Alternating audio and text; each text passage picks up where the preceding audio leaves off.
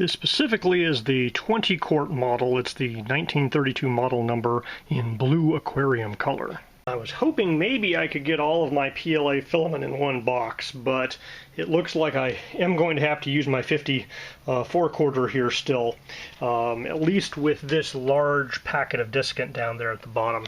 But if you only need to store 3 or 4 of these guys, I think a 20-quart box would be a good solution for you. Now, if I had nothing but the smaller rolls, I could get 4 of the smaller rolls in, plus one of the larger rolls on top.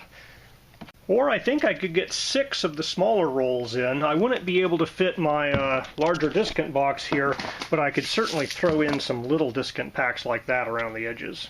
So just as a test of desiccant packet size to volume of box, I placed a small hydrometer in here. It's currently 64% relative humidity. We're going to seal those guys in there and just see how these 3 desiccant packs do with the volume of air that's in there.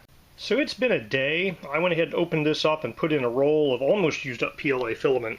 We're down to 28% relative humidity in there, and it hasn't gone all the way down to like 20% or anything, but it's definitely keeping the humidity inside the box under control with just those 3 little boxes of desiccant pellets.